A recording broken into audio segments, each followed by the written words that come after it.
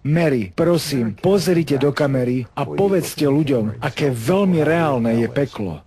Peklo je veľmi, veľmi skutočné. Niet úniku pre tých, čo tam vojdu a ste úplne vydaní do rúk mučiteľom. Kým ste na zemi, môžete robiť pokánie a odovzdať sa Bohu. Ale keď ste tam dole, voláte o milosť, ale tam nie je žiadna milosť. Démoni sú tak zlí a keď sa vás dotknú, ako by vás tisíce žiletiek rezali zaživá. Sú tam červy, ktoré vám rozožierajú kosti a lezú vo vás.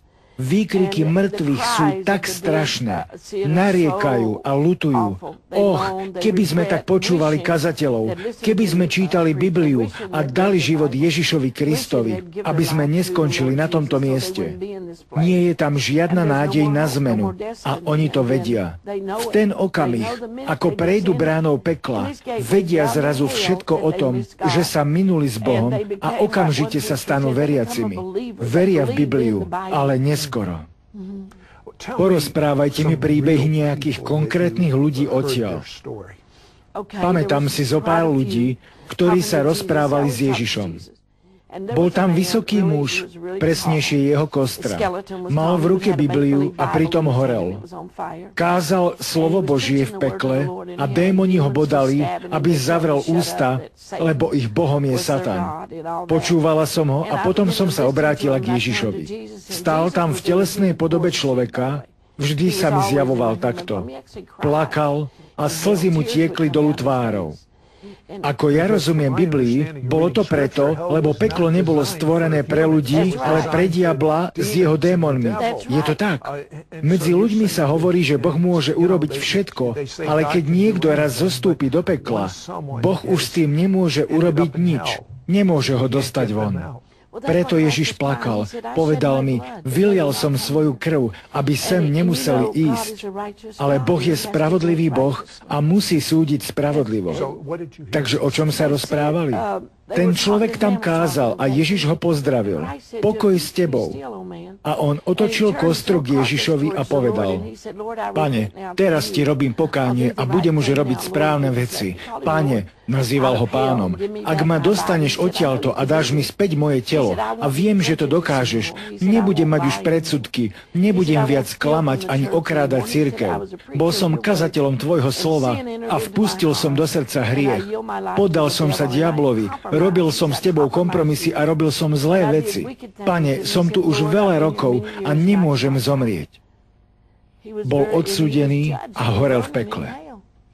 Jedna z vecí, ktorá bola pre mňa fascinujúca, bola záležitosť týkajúca sa spasiteľovej krvi, o ktorej sa hovorilo v pekle.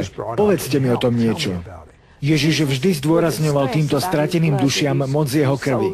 Hovorieval im, ak by ste len uverili evanjeliu a tomu, že moja krv bola vyliata, aby zmiela každý hriech, ktorý ste kedy spáchali, ja by som vás očistil, keby ste to oľutovali a volali na mňa. Zdôrazňoval to v celom pekle a mienil tým presne to, čo povedal o jeho krvi vyliatej na Kalvárii. Ak by uverili, že je synom Božím, ktorý prišiel zmyť ich hriechy, stále to zdôrazňoval, neboli by v pekle, ak by len uverili. Na nešťastie veľa ľudí, ktorí ešte nezomreli a teraz ma počúvajú, nechápu, aká mocná je krv kráľa Židov, záchrancu Izraela, Mesiáša, Spasiteľa Ježiša Krista. A vy, ktorí sa teraz tomuto posmievate, nebudete sa smiať poslední. Určite nie. Nerobte si z toho posmech. Mary Catherine, povedzte mi jeden príklad, kedy ste sa odvolávali na krv Ježišovu. Povedzte mi o tom niečo. Modlila som sa za osobu, ktorá sa dusila. Položila som na ňu ruky a dovolávala som sa krvi Ježišovej, lebo verím zmluve s Ježišom Kristom. Ako sme to urobili, okamžite sa prestala dusiť, lebo to bol duch, ktorý na ňu zaútočil. Inokedy sme mali dieťa s vysokou horúčkou. Modlili sme sa zaň a dovolávali sa krvi Ježišovej. Prišla tam Božia moc, prikázala som horúčke, aby odišla a stalo sa to. Keby sme tak mohli vidieť do neviditeľného sveta, že keď používame v modlitbe krv Ježišovu, čo všetko krv dokáže urobiť. Povedzte nám, čo sa vtedy deje. Boli sme raz v jednom kresťanskom zhromaždení. Počas toho, ako sme oslavovali Boha piesňou Pás krvi, zjavil sa tam veľký anjel a videla som, ako v rukách držal niečo, čo vyzeralo ako široký pás krvi, ktorý sa tiahol okolo budovy a ľudí v nej. Keď sme sa dovolávali krvi Ježišovej nad ľuďmi, videla som, ako ich prikryl červený štít a začali byť uzdravovaní a oslobodzovaní od závislosti.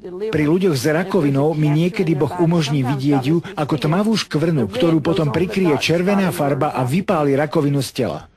Slúbil som, že sa povypitujem aj na nebo. 30 nocí chodievala do pekla, ale ďalších 10 nocí navštevovala nebo. Musím sa vás niečo spýtať. Zostanú mladí ľudia mladými, keď sa dostanú do neba? Napríklad malé bábätká. Alebo vyrastú? Vyrastú. Objasníte to. Deti tam vyrastú až do veku dospelosti. Sú nazývaní nevinní. V Biblii Ježiš hovorí, nechajte prísť maličkých ku mne, lebo takých je kráľovstvo nebeské. Chodia v nebi do školy a sú vyučovaní aj spasenými ľuďmi, aj anielmi. Videli ste nejaké deti v nebi? Áno, videla som rodiny. Myslím tie, ktoré ste poznali. Nie, ale videla som ich tam veľa. A čo dospelí ľudia? Keď niekto zomrie napríklad v 90-ke a ide do neba, chodí tam ako nejaký starec, ktorý sa musí opierať o palicu?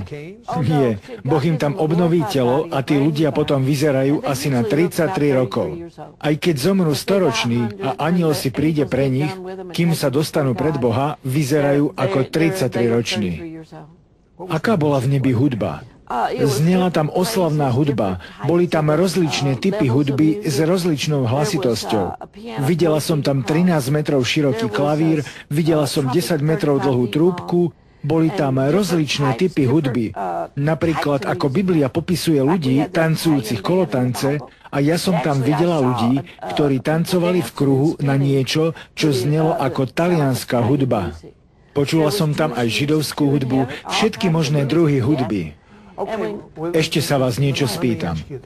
Pri svojich návštevách neba ste videli knihy, ktoré boli uložené v zlatej izbe.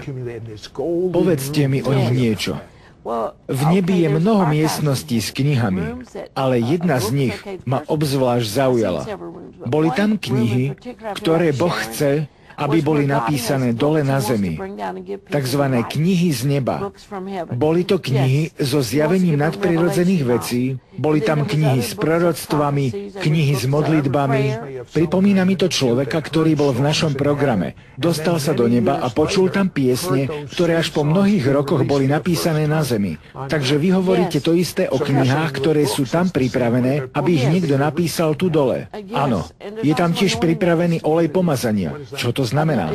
Je tam miestnosť s nádobou oleja na uzdravenie a zázraky? Áno, Boh chce vystrojiť svojich služobníkov väčšou mocou. Hovorili ste mi, že v niektorých knihách sú zapísané modlitby. Vysvetlite to.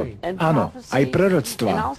Bola tam aj skupina anielov, ktorých Boh vysiela a nazýva ich Severnou armádou. Sú to obrovskí anieli. 10 metrov vysokí, majú veľké krídla a v tvári im vidieť pevné odhodlanie.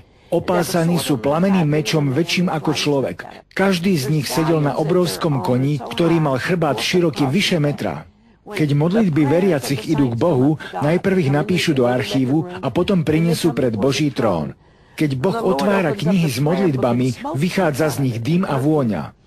Potom Boh prehovorí hlasom ako hukot mnohých vôd a prikazuje tým anielom: choďte na zem a urobte to, o čo tí ľudia prosia. Keď sa tá kniha otvorí, vychádzajú z nej strany a anjeli ich odnášajú dole na zem, aby vykonali, o čo Boha prosíme. Bojujú v náš prospech. Veľmi by som chcel, aby som aj ja mohol vidieť nebo, kým žijem tu na zemi. Peklo nemám vôbec chuť vidieť, ale predsa by som ho rád videl preto, aby som mal taký súcit s ľuďmi, aký máte vy. Keď vidíte niekoho, kto odmieta Ježiša, čo cítite? Je to bolestivé, ale keď mám povedať pravdu, vo väčšine miest, ktoré navštívim, keď ľudia počujú môj príbeh, chcú byť spasení a chcú prijať Krista do srdca. Spočiatku bývajú niekedy nevlúdni, ale potom povolia, lebo kto by tam naozaj chcel ísť. Takže len zriedka stretnem niekoho, kto nechce byť spasený. Málo kedy. A čo vy?